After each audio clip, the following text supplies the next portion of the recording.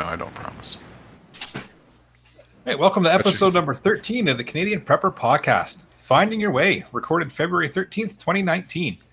My name's Eric, I'm the host of the show. I'm based in Southern Ontario. I'm a hunter, target shooter, ham radio operator, VE3 EPN, and computer geek. I got into preparedness when I was working frontline emergency services and witnessed an over-reliance on emergency services during major events such as ice storms, power outages, etc. I started a small preparedness company to help get people prepared and look after themselves for at least 72 hours, if not longer. Greetings from Vancouver Island. My name is Ian, and I live on a small hobby farm. I'm an outdoor enthusiast, target shooter, reloader, and my farm's designated handyman. My professional background has allowed me to explore all of Canada. It has also taught me to adapt to unexpected situations and reinforces my belief that learning never ends. I'm Alan. My friends and family call me a safety nerd. My background as a first responder helped me develop a mind for safety. I teach first aid, coach my friends and family to be better prepared. Locksmith by trade, I've now worked in the physical security industry for more than 20 years. I'm Gavin, a business owner, gun owner, hunter, atheist, volunteer first responder, CCFR field officer for the Greater Toronto Area, and a regular panelist on the other CPP, which is Canadian Patriot Podcast.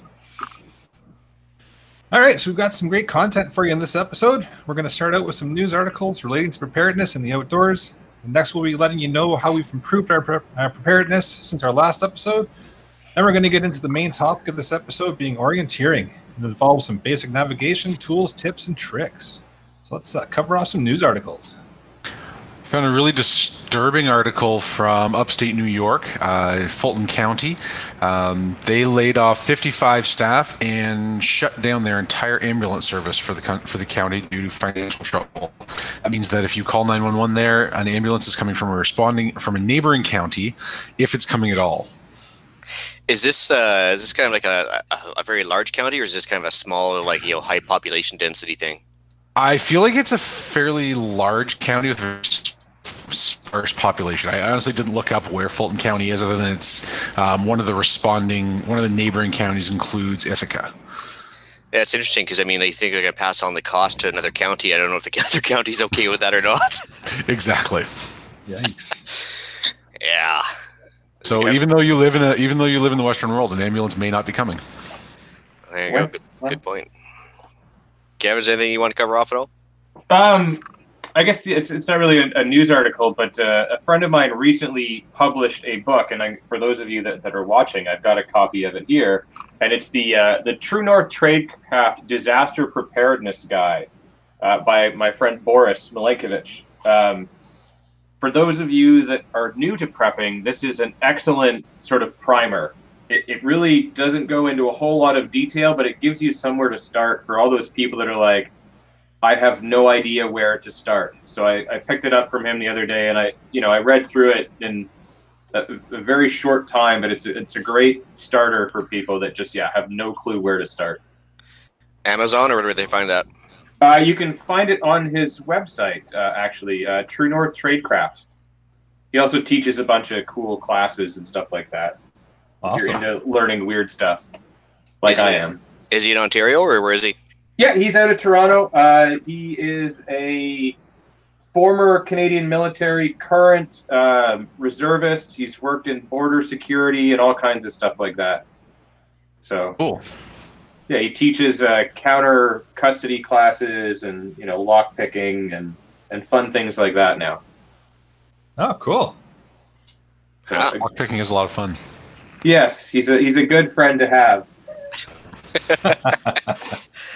I got a couple I want to talk about. It's all local. It's all about me this time. So from the Vancouver Courier, I don't know if you guys have heard what was going on lately. We had basically a week and a half here of windstorms followed by snowstorms. And isn't that your article every week? Windstorms and snowstorms?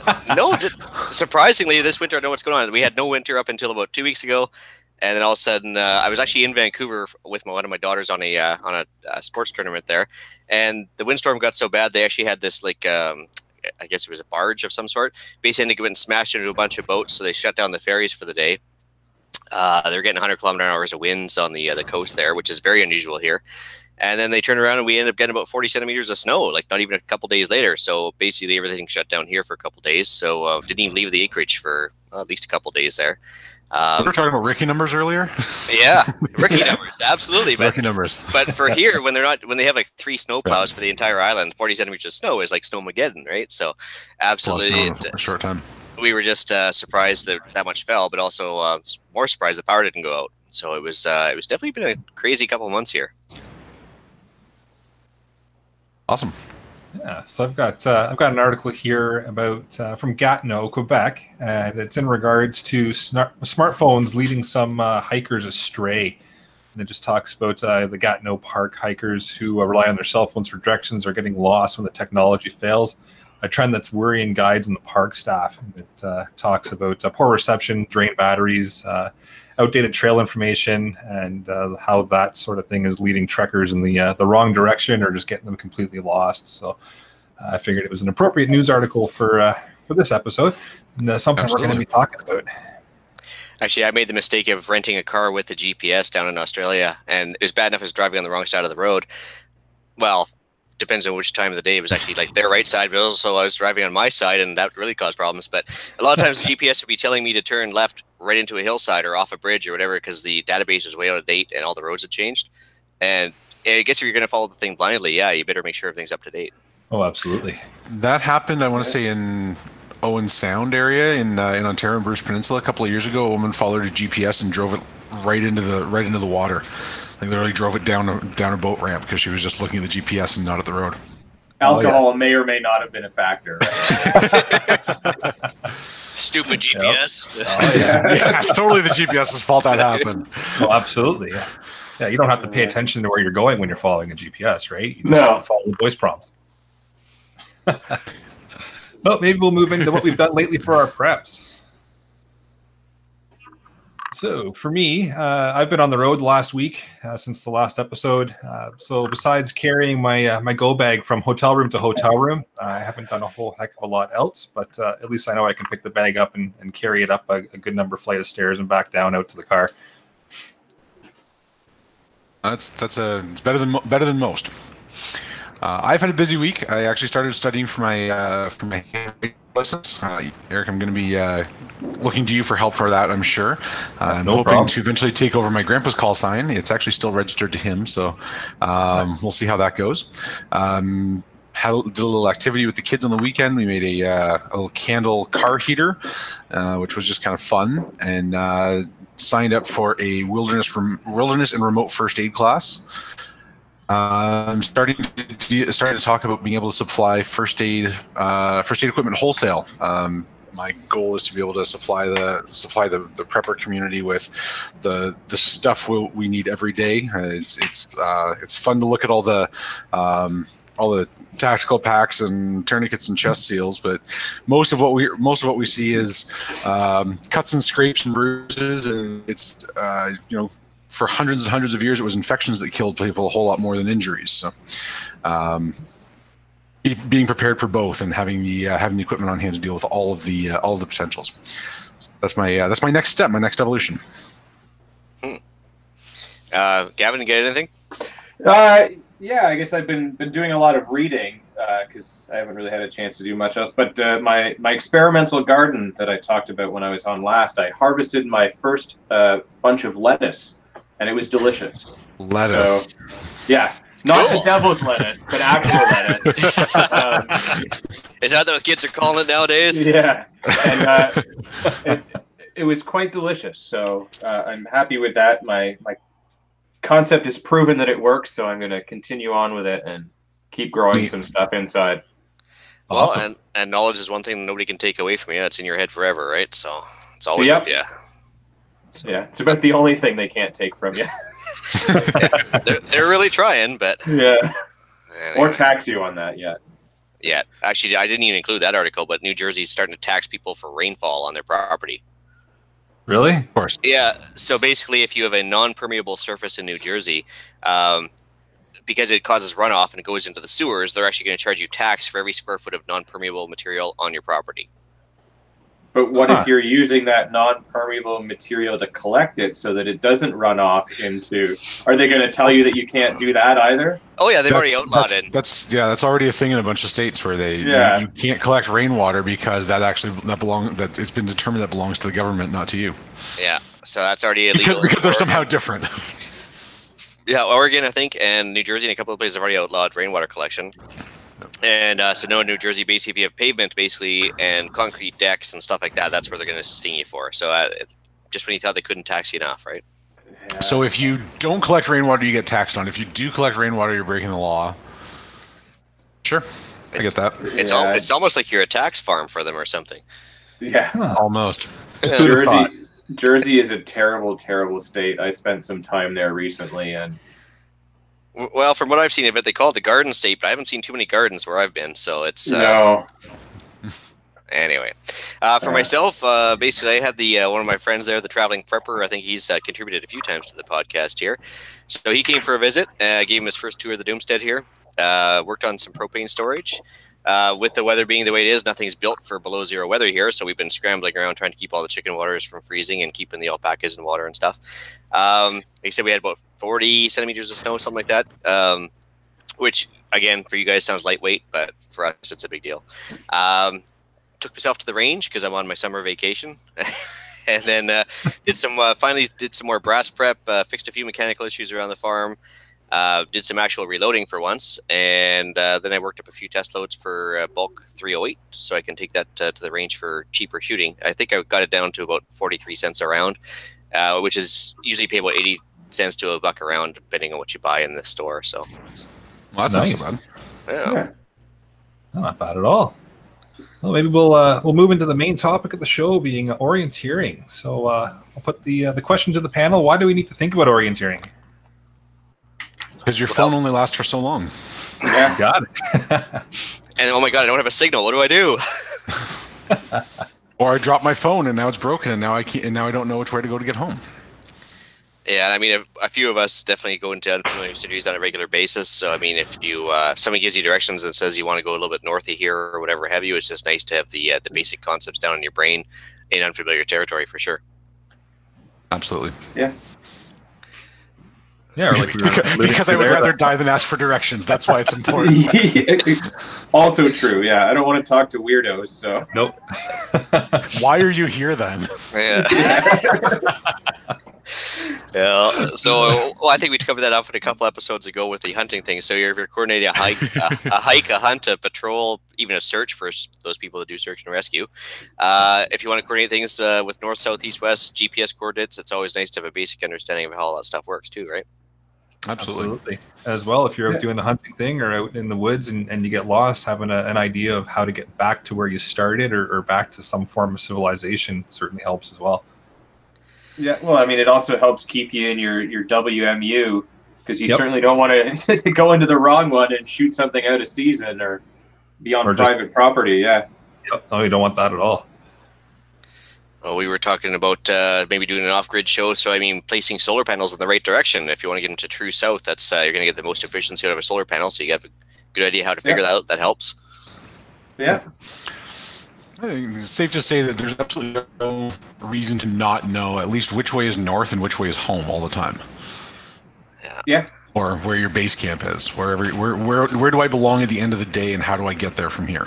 Well, I mean, just even getting around in a big city. I mean, you know, if you take the subway or something and you come out and it's sort of overcast, or I mean, you just happen to be where there's a bunch of tall buildings and you can't really see a landmark that you normally use. It's handy to be able to figure it out. You know, I stepped off a Greyhound in Toronto one time, and I knew I had to go about 6 blocks east and about 8 blocks north, but it was overcast, and I had no idea which way north and east were because I'd never been there before. So it was all of my time spent navigating the woods as a scout was fantastic. I knew I had to go 6 blocks east and 8 blocks north, but I couldn't find east or north. From where I was standing. A lot of the time, even in the cities, when you got your phone and you've got full batteries, you're not getting the greatest signal to tell you what direction you are because of the interference from everything else. So my previous girlfriend, I actually had to buy her a compass because she worked in Toronto a lot and would commute in on the subway. and do security at different venues, and she would know, okay, I know I need to go north, but which way is north? Like, I have no idea. It's nighttime, so there's no sun. I can't see the lake. I can't see anything. What direction do I need to go? So she would just pull out her compass and, okay, that way. Oh, I've bought people compasses before, but only because we'd gotten lost. Well, even the you mentioned the cell phone thing for sure. Like if you're in downtown Vancouver stuff with all the tall buildings around, you'll see the little blue pulsing dot like fly around almost a block sometimes, just trying to figure out where you are and everything else. So that's not maybe the best technology, but it's not the most reliable for sure. Yeah, it's great when it works. Oh, absolutely. Yeah, when it works, it's awesome. But when it doesn't if everything worked all the time, we wouldn't have a podcast. Yeah. Exactly. Yeah. All right, so I guess we'll start with Alan. You had a few points you want to make there too, eh? Oh, just a few.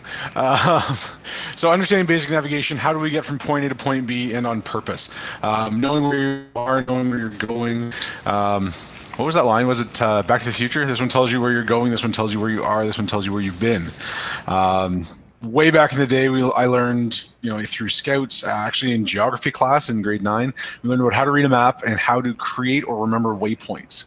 So understanding maps, the basic stuff. If a map is foreign to you, then the way that the words look normal, right, top to bottom, left to right, that's the top of the map points north, or grid north, which is not necessarily true north, and I think we've got a point about that later. But paper maps are fantastic. I remember being really, really young and studying the map of downtown to understand if I get off the bus in one place, how do I get to another? And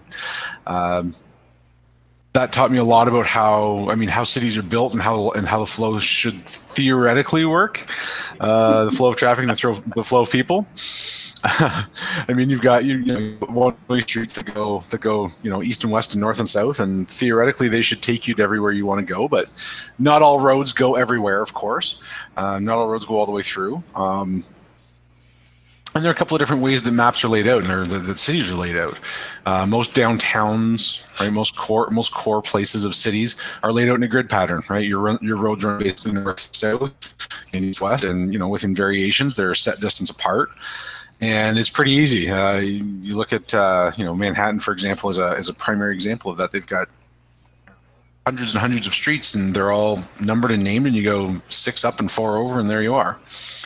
A lot of residential areas are laid out in a garden pattern instead of a grid pattern. That's where you see crescents and cul-de-sacs and winding streets, and some don't go anywhere, and some double back on each other. There's a place there's an intersection in South London where a road actually doubles back on itself. When I was young, we always called that the nexus of the universe, where Jalna and Jalna cross. If you're in London, you know that spot, because that was where everything starts. Because from there, no matter where you are, you're going. There's one of those weird figure 8 roads near me that it's just like, what? This makes sense. You can cross the same road several times. Yeah. And they're great for slowing down traffic and for making it feel homey and cottagey and gardeny. But if you're trying to actually get somewhere, they can be less than intuitive compared to a grid pattern. A grid pattern, I miss my turn. Oh, I go up to the next road. I make the next turn. and then I make one back, and I'm in my spot. But with a garden pattern, if you make the next turn, it may take you off in an entirely different direction. That's like Europe in a nutshell, right there. Oh yeah, don't even get me started on how their cities are laid out. wasn't I think that was it Eisenhower that said that the biggest challenge they had in the European theater during the Second World War wasn't munitions, it wasn't the Luftwaffe, it was getting material from point A to point B when you couldn't read the road signs and they didn't mean anything to you. Well, actually, I remember hearing stories about that too during the Battle of the Bulge there, and everybody was removing road signs and causing confusion just by giving bad directions, and they were sending Allied soldiers like 50 miles in the wrong direction just because of like the spoken word and curvy roads. It's just crazy how nothing's grid pattern there. Yep. No. Grid patterns are efficient, but they're not fun sometimes. Yeah. But most of the roads in Europe are old, like dirt paths that just got paved. Like, yeah, absolutely. It's such an old part of the world that it was before true, cities and big giant excavation projects that we have now that, it's like a little dirt road from people taking their ox cart to market. And then they're just like, yeah, we're just going to pave this. Yep. And they had the chance to learn about True North from the Egyptians too. So yeah, what are you gonna do? And they haven't made their roads any wider either. Now that they have the technology to do so, they're still only like that, 8 feet wide. Yeah, that fits 2 cars, and 3 if there's one parked. Yeah. And so one of the other things to pay attention to when you're looking at the roads that are around you is what goes all the way through and what are your pinch points. So a pinch point is something where a series of roads bottleneck. In a grid pattern, most roads, if one road is blocked, you go up a block, you go up 2 blocks, you keep going, and you get around the construction or the accident or the protests or whatever it happens to be in the way. But if you're in a place where, for example, you have to cross a river, then your pinch points become the bridge, and you can only cross the bridge if you're in a vehicle, or railroad tracks, for example, or a divided highway. I have a divided highway that I have to cross every single day on my way to and from work, and there are two logical crossings, and if one of them is blocked, it's a long way around to get to the other one, and if that one is also blocked, it's an even longer way. I mean, it can be upwards of an hour if I have to go to a third location and come all the way around and come back to it. But because I have train bridges, highways, and rivers to cross all between here and home, or work and home, it's really easy to bottleneck down into one of 2 roads. And if one of those 2 roads is blocked, then without knowing what's around me, I'm in a world of hurt. No, that's of course just in a car.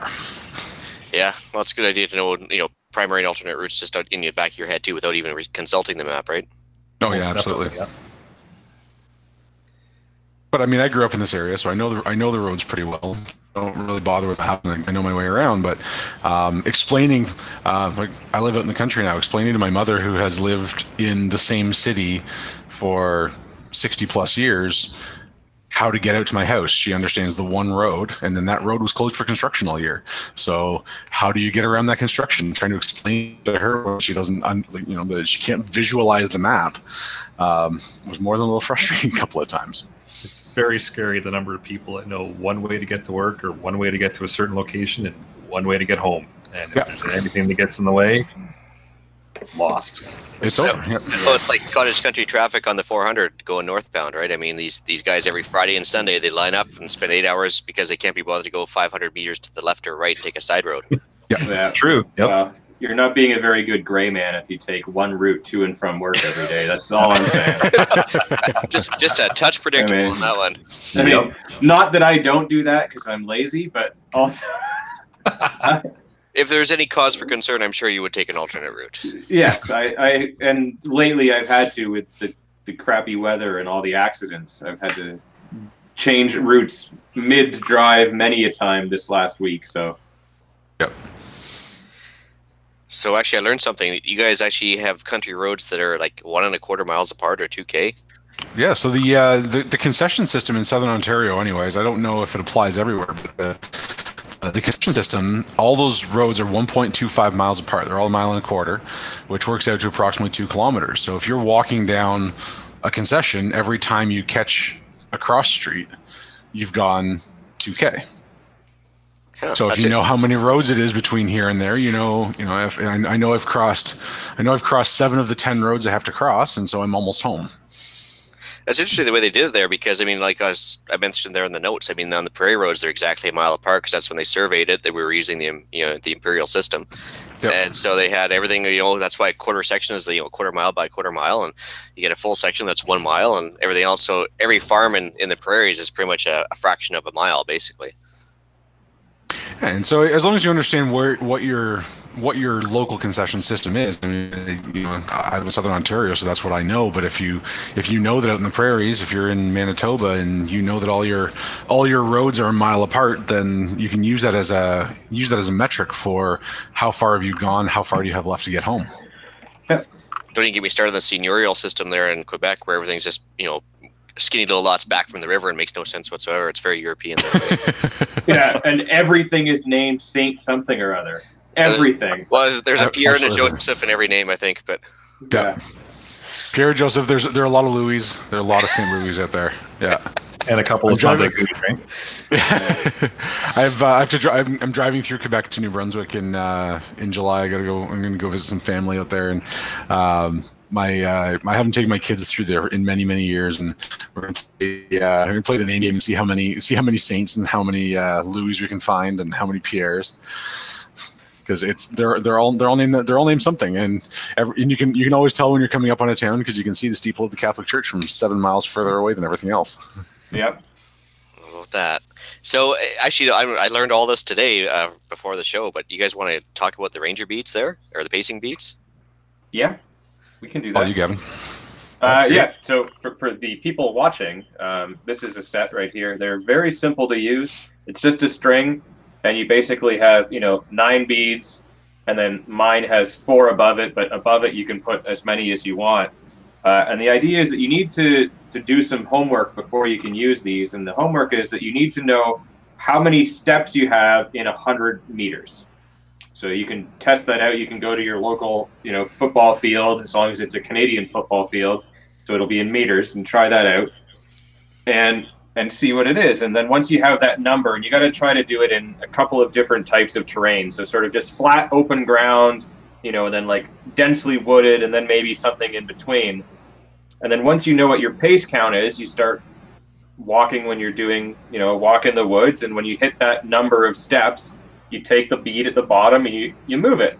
And then you keep doing that. And then eventually, you're going to get to 9, and then you do one more. And then that's 10 sections, so that's 1 kilometer.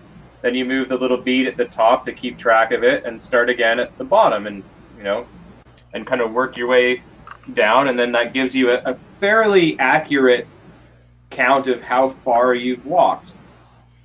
When I do the volunteer search and rescue stuff, if we go out on a search, there will be 2 people carrying these per team that's out. And 2 people will be counting so that we have a accurate distance that we can give somebody to say, we were in grid, number this, and at a kilometer or a kilometer and a half or 700 meters or wherever it is, we found something. So that people are able to place that accurately on the sort of map in the command center. Oh, that's really neat. I've never seen that before. So that's something I learned about just at the pre-show as well. Yeah, so they're really easy to make. Just like a piece of string and some beads. That's all you really need. But super handy for keeping track of distance in sort of the most basic way. I mean, it's an abacus, but you kind of hang it off your strap on your pack, and it just sits there, and all you got to do is just count and move beads. Yeah, simple and effective. Makes good sense. Yeah. Yeah, I like it. If you got 2 people, then you split the difference, and you can even split the difference when you get to a kilometer, and one person's at a kilometer and one person's at 900 meters and change, and you can split the difference and know almost to the step where you are, right? Yeah, pretty much. I mean, we do 2 people, so it's a redundant system in case one person forgets. But okay. Makes sense. Yeah, it just handy for that, because some of the stuff that I haven't been too involved with, because it's usually outside of the Greater Toronto area, and by the time that we would get there, they've already found the person that's missing, but they want to be able to document stuff, because sometimes it may be a criminal thing and they find evidence. Absolutely. So they've got to be able to accurately document that. So just having 2 people do it means that the likelihood of both of them forgetting is low. Makes good sense. Well, absolutely. But yeah, also, it helps to be that much more accurate too, because you can kind of compare and contrast your numbers and go, well, it's somewhere between 900 and 1,000, So there was a life before Fitbits then. Yes. Well, in life before GPS too. I mean, it's really easy to pop the Garmin out of your pocket and drop a marker and keep going, or open up Google Maps and drop a pin. But that only works as long as we have battery life, and as long as we have a service signal, and I'm sure there are dead spots for GPS somewhere in the world, and if you happen to run into one of those, or if there's some catastrophic failure, then you may very well end up on your own. Actually, with GPS, there's actually planned outages depending on how the satellite's just spinning above you, because they're not geostationary or anything. They actually, like, they're still, orbiting around. So based on coverage, there actually is planned outages in certain areas for certain amounts of time, and they're easily predicted, but they don't advertise them, obviously. Sure. Yeah, I mean, then the weather and everything else really messes with those things. I mean, a compass works pretty much all the time, as long as you haven't demagnetized it. And even if you did, you can remagnetize it and it works again. Yep. I think another kind of good thing, something that was, again, put into my head when I was really, really young, is no matter where you are, always know where north is. And if you always know where north is, then everything else falls into place. When I leave home, I know that I'm going to work, and I know that it is north and east of where I live. So if I always know where north is, to get home from work, I always have to go south and west. How I actually get there matters less than the direction I'm going. I think we got a couple of ways to figure out where north is here coming up, don't we? Moss always grows on the north side of trees, and other things that we tell, and other lies that we tell ourselves. Yeah, unless you're in the southern hemisphere, in which case then. Yeah, or around here where moss grows all around the tree. All around the trees. So everywhere is north. That's right. Everywhere's north. Well, I mean, they're the basics, right? The sun rises in the east and sets in the west, and if you're in the northern hemisphere, then at noon the sun is due south, and if you're in the southern hemisphere, the sun is due north at noon. And if you're on the equator, then the sun is always all around you, and there is no north anymore. Yeah. Yeah, but if you're there, it doesn't matter, because you've probably got like a pina colada in your hand, and you're fine. And Yes, if you don't, absolutely. you better get one. Yeah. All of a sudden, the only direction is the direction to the bar. That's the only direction that matters. Yeah. Which is north. Yeah.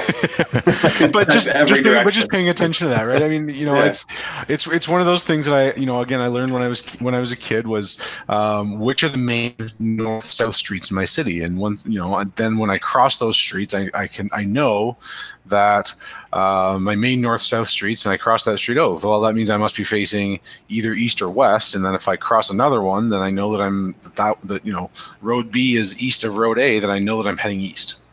Yep. If I have nothing else, then just understanding how the map works, I can figure out my direction of travel based on the landmarks that I cross. All right, Gavin, anything you want to bring up before I get going?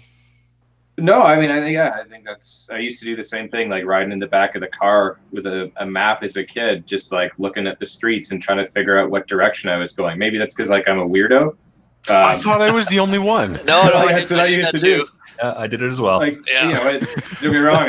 I love having a GPS, especially because I travel a lot, and it makes it a lot easier, so I can actually drive and enjoy the scenery when I do that, and not worry about it. But I mean, you were saying about your trip to Australia and everything. Well, I did that before pocket GPSs were a thing, and so we did it all by map. So every night, my buddy and I would sit down and map out our route for the next day, and then whoever was not driving was the navigator. So it's not anything. And it's a valuable skill. I still keep that giant road map atlas thing to Ontario in my car. Absolutely. Because you never know. That's the two arguments the wife and I have. She likes the book style that has a little map section in each book. I like the big fold out super duper paper map. And then, of course, I orient the map to the direction I'm going, and then she likes to keep it north side up all the time. So I do the same thing. People think so. I much prefer the big map as well, and I will fold it down to a size that's workable. But in the car, I keep the little book one because it's just more convenient for that. But yeah, I do the same. If I'm heading east, I will turn the map so that east is up. Yeah, direction of travel. Yeah, and then I can give directions like turn right or turn left, because I know that not everyone knows north, south, east, and west. And if I tell them, well, you need to turn west here, they're going to be like, what direction is that? Yep. I've traveled with some people that don't know the difference between left and right, and have to go L. Yeah, but at least they've got a thing to do that. There's no thing to do east, north, south, east, west unless they happen to have a compass on them. So I'm dyslexic. This does not work for me. Yeah. They both look right. Just get it tattooed on your hand then. Or I just know that this is my left side. That works too, Yes, that's my left side. Yeah. Or is it your other left? Or my other left, yeah. But it's whatever it is. I mean, some people navigate by landmarks. Especially people in the country. I find they don't tell you how to get somewhere. They tell you to go up past the old McDonald's farm and then turn right where that cow tipped over that one time. And when you get to where the Tim Hortons is going to be in 10 years, then you'll be almost there. Yeah. and some people navigate by landmarks, and that's fine.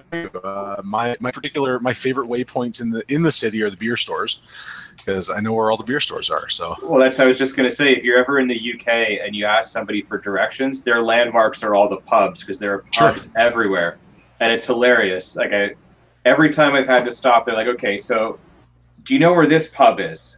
No, okay, well you're gonna go here, and then you're gonna see this pub, and then you're gonna hang a right, and then you're gonna come to this pub, and then that's when you go left, and then straight through past the roundabout at the next pub. Because everybody knows where those landmarks are, because those are like their cultural centers, right, where everyone hangs out. So exactly. Well, and within the city, right, the locals all know the big landmarks, right? So that's it's another way to navigate. So it's another way to understand your waypoints. Again, if you know where they are on your map, then you can kind of estimate how far you've come and how far you have yet to go.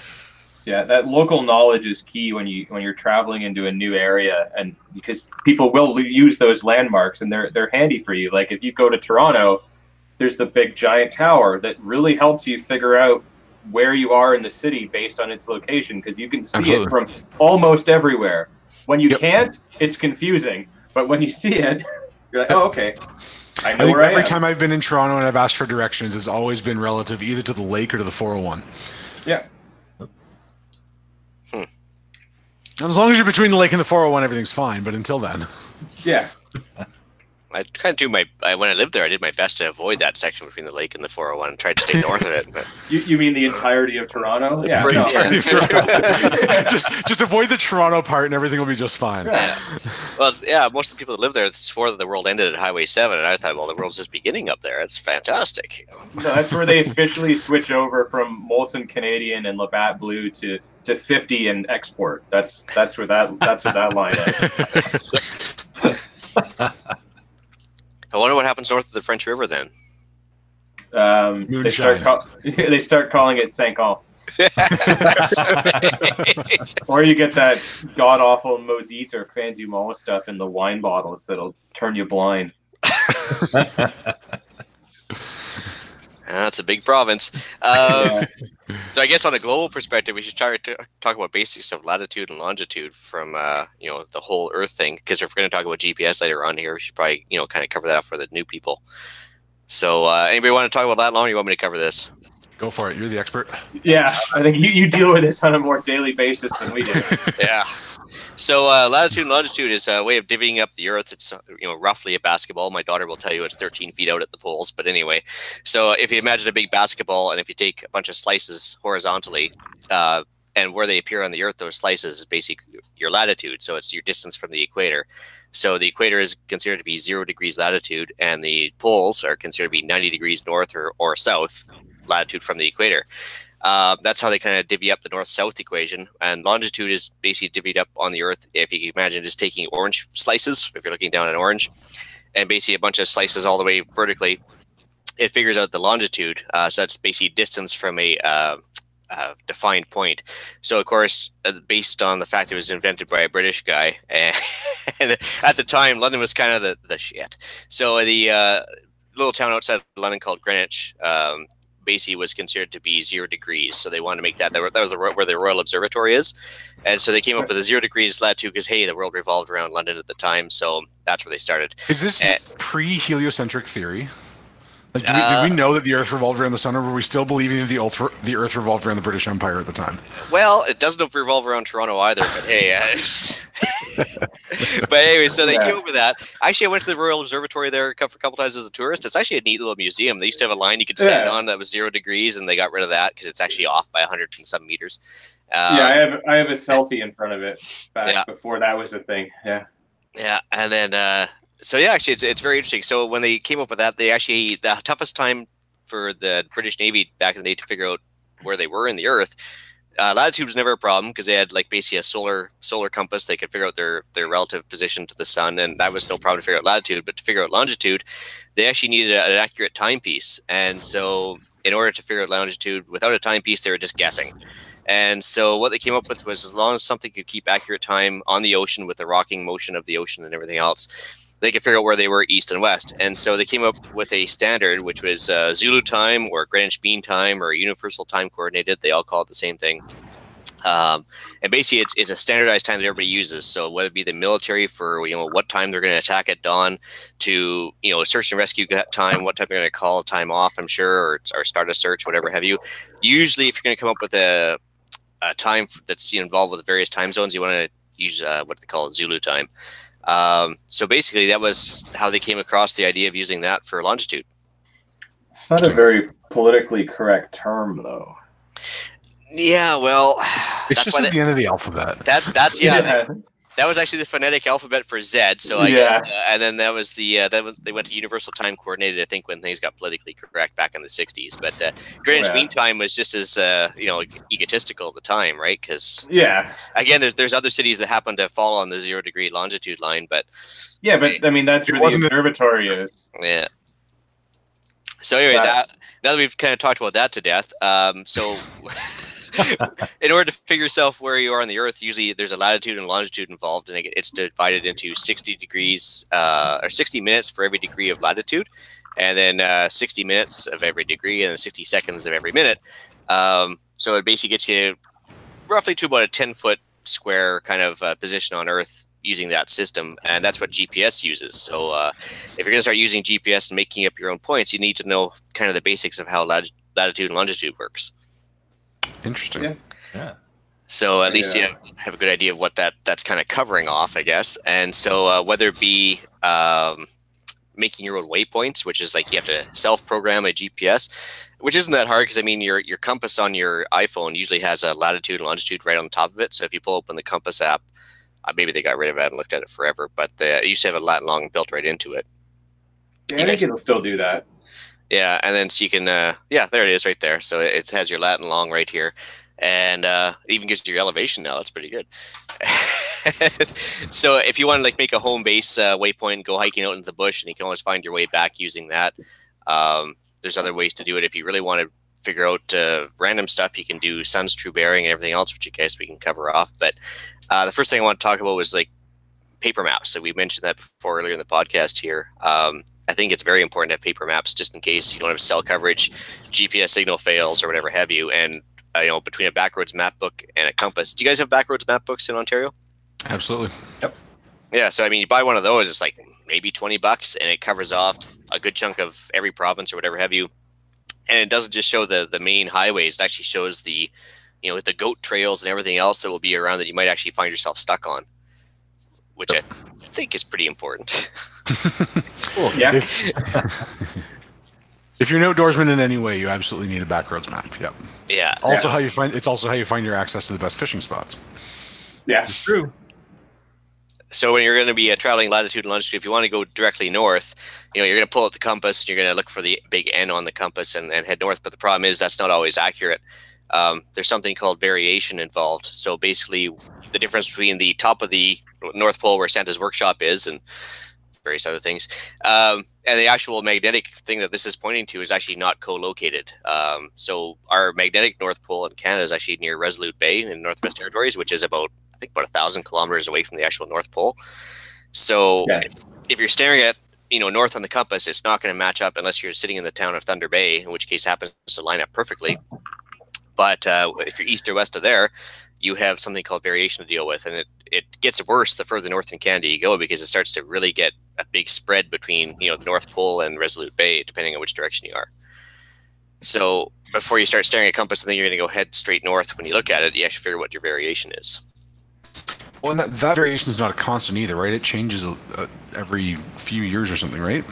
Yeah, there's a lot of Yeah. maps. There's a lot of maps that actually have like lines of variation on them as well. Like if you're topographical or aviation maps or anything else, they always have those on. But yeah, they're out of date within a few years too. So you have to keep Yeah, that I in mean, mind. even like some compasses like mine have the sort of two lines on it, so you can go, this is magnetic north and that's true north. But yeah, that every year, like, I mean, technically every day it changes, but after a couple of years, this is when it actually sort of effectively changes. Yeah, because I mean the differences are minor to most people. For sure. Like if you're traveling in the far, far north, like I was saying in another life, I used to live way up in the Northwest Territories, and to go from like a place like Norman Wells, which was an oil town, up to Inuvik, we'd actually be heading closer to west than north. But you're actually, if you look at the map, which is oriented to true north, you'd think you just look for the end and head up, but you'd be going 90 degrees the wrong way. It's kind of crazy after a while. So Yeah, but- all the tools are not that reliable in the end. Yeah. Well, I mean, the further south you go, I mean, if you're down the equator, you'd never know the difference, right? Yeah. Yeah, you'd have your drink with Then the after milk. a few tequilas, then the differences don't matter anymore. Yeah. Then nobody wants to live up in Norman Wells, anyways. You'd be surprised how many people are there. It's Oh, amazing. I know. I have a People who friend are that's there, from people there. who want to be there. Yeah, that's true. That's true. There's people that get Yeah. paid very well to be there, and people that just are there. Yeah. And the people that are there, they can only leave once a year when the ice road is. Yeah. Or the boss pays for some time out. Yeah. Yeah. So now that we've talked a little bit about variation, so to figure out what your magnetic variation is, do you guys have an easy way to figure out what the variation is locally? Is there usually a map that you guys use? It's called Google. Okay, fair enough. That works too. I know Um, roads. I was thinking of a written version, maybe, that in case you don't have the interwebs with you or something. Google control print screen. Yeah. That works too. No, I mean, typically when I go places, for where I am and how far I'm traveling, that's not an issue for me. So I don't account for that difference. Yeah, see, one Same trick here. we used when we were stuck up on the bush, if we need to know actually the sun's true bearing versus looking at the compass and having it be all wonky on us, you could actually use a calculator trick. So it's a little bit long-winded. Bear with me for a second. So you just take the Zulu time or UTC times by 15, then take away your longitude, point in space, and then take away your variation, and that gives you your sun's true bearing. So you point yourself at the sun, and that's the exact direction you're heading, and then you can figure out north, south, east, west from there.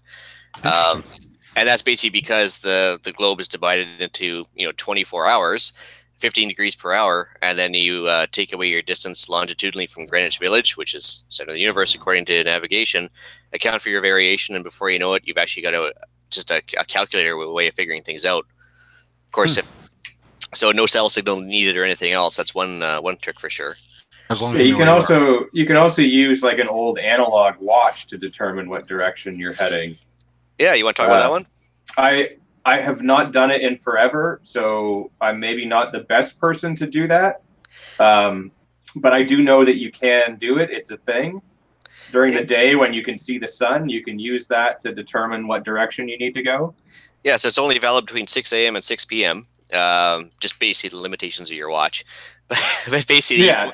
you point the hour hand of your watch at the sun, and then halfway between the sun and the 12 on the watch is due south. And that's true south. Yeah, but then when it you're, flips. when you're in the northern hemisphere. Yeah, and then it flips when you're in the southern hemisphere, right? Yeah. Yeah, you'd have to use I guess you'd have to use the 6. Yeah. So, anyway, but that's certainly an easy way to do it. But I mean, I haven't seen anybody carrying around an analog watch for a long time. I got one in my bag, and that's about it. I wear one every day. Oh, there you go. But in theory, though, if you were stuck in a place for long enough, you could create a sundial Yep. That is true. and then use that to determine the direction as well. I didn't even talk about, or did you think about sundials? But yeah, just a bunch of sticks placed on the ground every hour, and you got a good east-west indication right then and there. Yeah, if you're really bored and you're stuck in a place for a long time, you can figure it out. Well, So another quick way to figure out which way is north, bad art time, as we talked about before the show. So if at nighttime you got a clear sky, you can just take a look at the Big Dipper. And the front 2 stars of the Big Dipper, oh god, this is horrible art, but front 2 stars of the Big Dipper basically point directly up to the tail of the Little Dipper, and that is Polaris, the North Star. And so the significance of that one is it's always pointing towards the north, but every star in the sky actually rotates around that star. So it stays still all night long. And if you know where north is, you can do some quick mental math. So it's figure out the the rest. true center of the universe, is what you're saying. Well, hey, 25,000 years ago is Vega, a different star, but I guess it just kind of shifts around once in a while. Well, yeah. I mean, what is it? The precession of the equinoxes and all of that nonsense? Yeah, all sorts of random stuff. Don't get me started on pole shift. That's another one of those conspiracy things. I thought that was after the third song when the next girl gets on is the pole shift. Gentlemen, welcome to the stage. Yeah. Oh boy. Oh yeah. Okay, Eric, get us back on track. Yeah. So as far as any points I've got, I'm still trying to figure out north. Well, go to the dollar store and get Stand in the place where you live. Yeah. Face north. Yeah. Think about direction. Wonder why you haven't before. I've been seeing that all week and driving my coworkers nuts. Yeah, as long as you haven't started doing the line dance with it, that'd be even worse. But speaking of GPS and apps and such, does anybody have any applications or things like that they do use on a regular basis aside from the Compass app on the iPhone? Then? Yeah, when I was setting up the property here, when we first moved here, we actually used something called Pure GPS. It's like a free app, which is nice. And it's very basic, but all you have to do is you can program your current location, or you can actually program lots and longs you want to go to. And it'll give you basically a compass needle that points you where you want to go. And so if you want to figure out the shortest route between 2 points, it's a great way to do it. It's very user-friendly and just extremely simple. So Pure GPS, that's a free one. If you want to get a little more fancy with it, maps.me. You have to download the maps for your area, and they're all free. Like the app's free and the maps are free. It just takes up memory on your phone.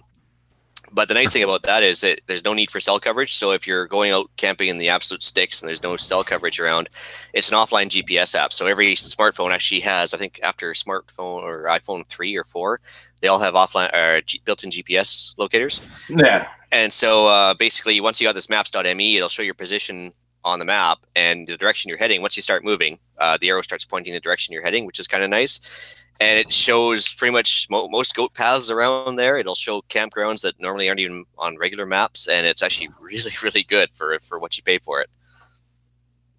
That's a good one. I've always just used Google Maps. I've taken screenshots of places if I knew I was going to be out in the sticks. And the way I've always done that is I would highlight the road before the road that I wanted to turn, so that it was that was my landmark, and that way I didn't have to be staring at my GPS while I'm trying to navigate on the road at the same time. But even just screenshotting that and saving it as a picture on your phone gives you another option if you're out of cell coverage. Yeah, I like the maps.me just because of the simple fact that once you've downloaded it, if there's no internet connection, you forgot or whatever have you, it's just there, and you can also place pins on it and everything else too. Yeah, I use an app called Theodolite every now and again, more so sort of for tracking and stuff like that. It kind of like it does an overlay on your camera screen, and it'll tell you what your bearing is and your altitude and even like what angle your camera is tilted at, so you can use that to accurately place images and stuff like that and determine a bearing. If you're trying to track footprints or something like that, you can kind of line that up and go, oh yeah, the general trend of this track is in this direction for this part of it and things like that. What was the name of that one again? Theodolite, I believe. Theodolite. Oh, cool. It's pretty interesting. I mean, you can really get a lot of information on that one screen. I mean, it might be a little overwhelming for some people, but you just kind of got to learn to tune out the info that's not relevant to you and just focus on the stuff that is. But it can be pretty handy for doing some kind of tracking type stuff, or if you just want to be able to point your phone at something and go, what direction am I heading? It'll do that. good way to do some research for if your phone does die or your apps or whatever don't work, and get oriented and figure out what direction you are pointing. Yeah, and I mean, if you are into the whole shooting thing, you can use that stuff to determine direction, and then your angle towards your target, which comes in handy for determining your true distance and the Coriolis effect and all of that if you're shooting at a certain distance, which is accounting for the spin of the earth and all of that fun stuff when you start getting into extreme long range stuff. Oh, so it's quite the versatile app then. Yeah. I mean, normally I just use my laser rangefinder when I'm doing that stuff because it does all that calculations for me. But it is a pretty handy app, especially, like I said, on the tracking end of things, when you want to kind of be able to take a picture of something and then be able to go back to it later so that you can kind of, at this point it was going this way and heading in that direction. And then that way, like, in case you trample all over the sign that you found, you've preserved it and all of its information in the best possible manner. Interesting. I can see a lot of applications for that, especially like in a search and rescue setting. Yeah, I mean, it's amazing for that kind of stuff. Yeah. Awesome. I've got a couple apps here too to cover off. The one that I use quite often when I'm out in the boat. It's called Navtronics. They've got marine mapping, so all your different depths, things to watch out for, if there's underwater power lines, rocks, that kind of thing. It even points out a couple of good spots to fish if some people have mentioned or put them on the map. It is a community type of map, so if I was to add something and then you guys had the app, it would pop up on yours as well. So what you do is you tag all the spots that are lousy fishing so that everyone goes there. And exactly. Yep, that's exactly how it works. But Navtronics is a good one. They do some other types of maps as well. The only one I've used is the nautical one for out on the boat. And then if anybody's running Garmin or other types of GPS and you're looking for maps, but you don't want to pay the $100 for the updates every once in a while, you can head over to openmapchest.org and grab their maps. And they're compatible with Garmin. I know that for sure. I update all my Garmin devices with their maps, and they work no problem. I don't know if they'll work with TomTom or any of the other GPS type devices, but you can check it out. And they've got all kinds of maps for Canada, US, all around the world, and they're updated quite often. So it's a good spot to go if you don't want to shell the $100 out for an update. You can pick them up for free. The Canada one I noted was took a little bit of time to download. You download them through torrent, and there weren't a lot of seeders online putting up the files for download, but it took about a day or so for me to get the full thing, but I did get it. The American one I got in about 15 minutes because there's tons of people sharing that one, but they are all open. They're free to download, so you can check that out as well. Does the Navtronics one cost anything? Navtronics is, what was it? It was about $25 or $30 for the year. It's a subscription-based application, but well worth it, at least for the nautical stuff. If you're going to be out on the water, it's a ton of information that's quite useful. Yeah, like there's also the iHunter app. Same idea. The app itself is free, but all the I guess all the bells and whistles are all pay as you go type of thing. But it is good, and it works on a lat long, and it shows everything from private land, crown land, what WMU you're in, and everything else. It's pretty good. I think we mentioned that one before. Yeah, I think we talked about that in the hunting episode actually. Yeah, I gotta check that one out because the land that I normally hunt on is right on the border of two WMOUs. So it's I don't worry about it so much because I know the area because I've been going there for years and years and years. But the last time I went up was with my old roommate, and he was a little paranoid about crossing into the wrong one. So that got me all paranoid about it now. So a little bit of paranoia is always a good thing. Yeah. It's only paranoia until you're right. Yeah. But I can certainly attest to the awesomeness of the nautical ones because my buddy's got a place down in Miami and we were out in his boat and we had to chart a way through the channel there, and it was basically the depth where we were at was about a foot deeper than his boat, straight down the middle, and man, it got us right through there with no problem. So awesome. Yeah, they're unbelievable, and especially back in the day it was like plus or minus 100 feet, and you're like, I don't know how accurate this is, but now they're they're unbelievable when you do have a good GPS signal, how accurate they are. Boy, they're awesome. Well, back in the 80s and 90s when it first came out there, I mean, they had that what they call selective availability, and where they intentionally downgraded the signal, to keep the plebes away from sort of accurate. Then I guess they figured out it wasn't much point in doing that anymore. That the Soviets weren't a threat, so they got rid of that selective availability, and now it's a superstar, right? But like we call it, the God Please Save Me for a reason, right? It gets you out of the jam. So. Oh, it's true. They're nice to have, but it's always good to have that backup of a manual system as well. Yeah, but they always give you the stupidest directions. Like when you know the area and you put it in and it's telling you to turn left here, and you're like, no, that's going to take me longer. Like this way's much faster. But the left turn takes you to the advertisement. Yeah, exactly. Well, I've had GPS actually take me back on myself, like turn left, turn left, turn left, turn left, now turn right, and right back at the intersection that I started at, just to turn right when I took 4 miles out of the way instead. Although I was a big fan when they had the celebrity voices. The Gary Busey giving you directions one was amazing. was it sober Gary Busey or drunk Gary Busey? Oh, it was like full on crazy. Yeah, it was full on crazy Gary Busey. It was amazing. That was awesome. Well, shall we move into the podcast challenge? Yeah, I think Alan came up with this one. Sure. All right. So your challenge this week is to pace out 100 meters and learn to estimate your distance covered using pacing beads or counting beads. So as Gavin explained earlier, that's level ground, open terrain, closed terrain, but also allow for uphill, downhill, sidewalks, whatever's in your area where you may have to cover. Understand how far approximately 100 meters is, and make yourself a set of pacing beads so you know where you're going. And you should make those to 5 kilometers so that you can validate that you have completed your podcast challenge from last week. Yep. That's right. And like Gavin said too, I mean, once you figure out what 100 meters is, all of a sudden, target shooting and hunting gets a little bit easier because you can sit there and eyeball ranges pretty easy. Yep. Yep. Yeah. The best place, like I said, if you're going to do that is to pace yourself out at like a football field.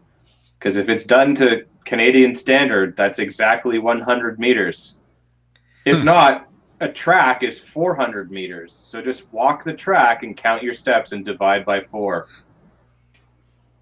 Awesome. And if you do get the podcast challenge done, make sure to send an email in. Let us know what went right, what went wrong, anything that you would do differently. Just fire an email into feedback@prepperpodcast.ca. Has anybody actually done that yet? We've got one email from last week. Oh, no. But we don't get a lot of people actually emailing. I figure some people are doing it, but nobody wants to email us and actually let us know that they've completed it. Operational security. Yeah. Nothing wrong with that. It's the beginner prepper paranoia, and nobody wants to let it slip that they're getting into preparedness and for fear of societal repercussions, right? And then who knows, That's right? True. I'll tell you what, if you did the podcast challenge, you don't want to tell us about it, and you just want to email the word OPSEC to me, I'm happy with that as well. Create a fake Gmail. Yeah. But as long as you have to include your name and address, though, first. And GPS coordinates, Latin long would be great. Yeah. So we'll move into some shout-outs. So I just want to put a quick shout-out to the Sasquatch research scientist and the Torque Master. For the last bunch of episodes, actually pretty much since the beginning, they've added a lot of good content to us and some good entertainment factors. So much appreciate their comments and their continuing support of the show. All right. Well, I had to send out a little shout out to the Cougar Strangler, and it's not as nasty as it sounds. He didn't take out a bad date with a girl or anything else. This guy actually down in Colorado, he was out jogging, just minding his own business. It's on CNN.com, and while they're not exactly the most reliable news outlet. Yeah, they're not exactly everybody's favorite news outlet right now, but this is actually a pretty neat article. So this guy was out jogging. A 4-legged cougar, not the 2-legged kind, attacked him. And instead of just laying down and giving up, he actually went toe-to-toe with it. It started clawing him up, and he just started choking the living daylights out of it because he didn't have a knife, gun, anything else on him, of course.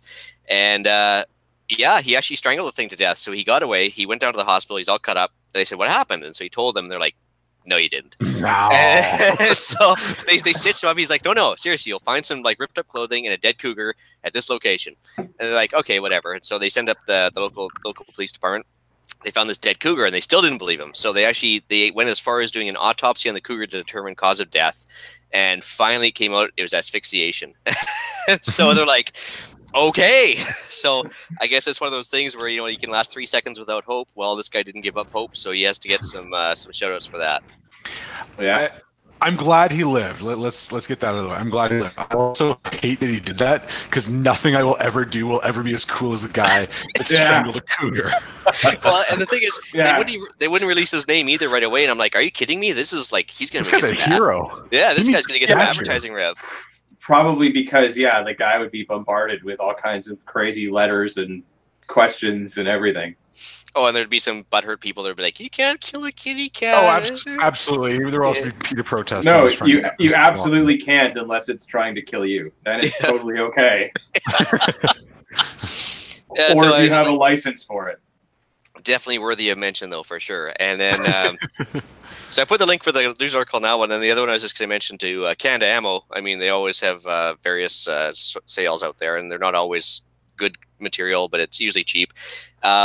I'm actually kind of curious. I'm going to order one of these right away, but they put out like an MSR version of a propane butane stove.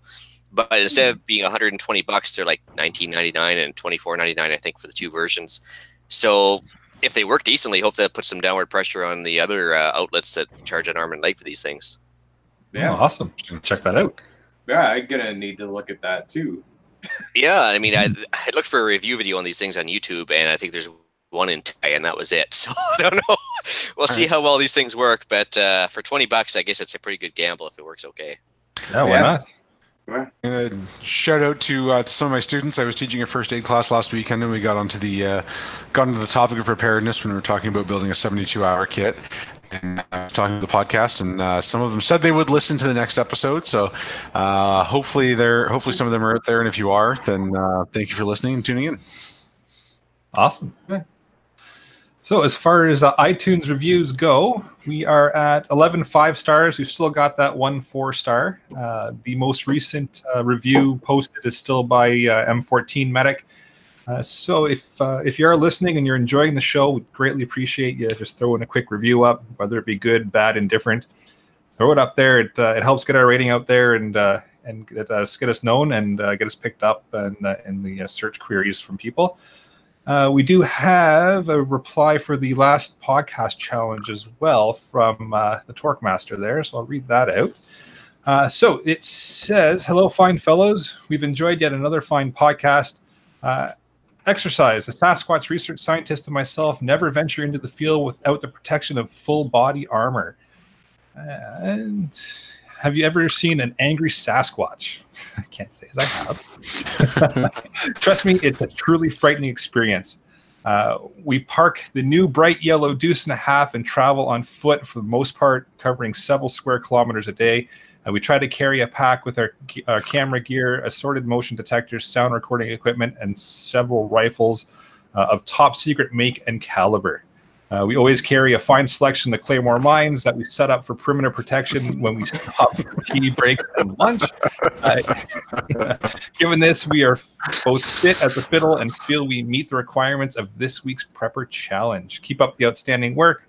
We wait in anticipation for next week's podcast, The Torque Master. And this is why I shout out to them for this episode. So let's just hope they're mounting those things with this side towards enemy. They got to make sure they got put it the right way. It'd just get really awkward otherwise. Yeah. Barrel downrange. Yeah. I also hope they got like polymer plates because, man, if you got steel ones, those are heavy. I got one from Bogey there. We gave him a shout out there last episode, and he actually came back to me with a private message on Gun Owners of Canada, and he thanked us for the shout out because that was his first actual shout out or mention outside of the forums there, and he was actually touched by it because I guess he's doing it for charity, and not too many people are actually willing to recognize that. So awesome. I can support that. Absolutely, it's a good cause, and he's doing good work, so don't mind giving him a shout out at all. So I guess I'll bring episode 13 of the Canadian Prepper podcast to an end. Where can people find the show? You can find the podcast on iTunes, Podbean, Spotify, or your favorite podcast app. Please help us out. Take a few minutes, submit a review. Helps people find us, helps us know what we're doing well and what we're not. You can also find us at theprepperpodcast.ca. YouTube live shows are now available. Please subscribe to the YouTube channel, The Island Retreat. Click the notification tab. That gives you alerts as to when we are going live. You can find me on Instagram, handle at PPSWO. I don't do Facebook, and I have yet to set up an email directly related to that, so we'll leave it there for now. Well, you're one up on me. I think my kids just got Instagram accounts. I still never even know how to work it or anything else. So kind of avoid the social media when I can, other than this obvious one. But yeah, if you want to contact me directly, you can contact Ian at theislandretreat@gmail.com. I'd love to answer questions specific to Western Canada. I'm also looking forward to helping local preppers take their first steps. You can also occasionally find myself and Gavin giving our 2 cents worth on Canadian Patriot Podcast. Also available on iTunes and YouTube. There you'll find us chatting about the merits of a freer society, bemoaning yet more government waste, and even diving into the occasional tactically driven conversation. Yeah, pretty accurate. Yeah, you can find me, like Ian said, on the other CPP. You can also find me on Instagram, which you should really get on that. I think it's going to take off any day now. But you can find me there at urbex_GTA. That, and just quickly, I'm gonna give a quick shout out here to someone that just sent me a message about this show that we're recording right now.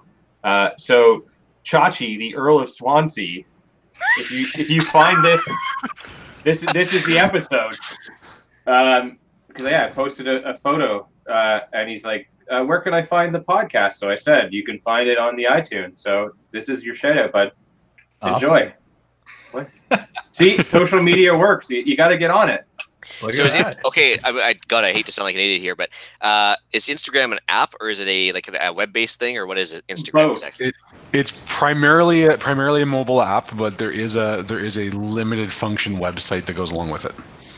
Okay, you just post pictures or messages or? Yes. Videos. All right.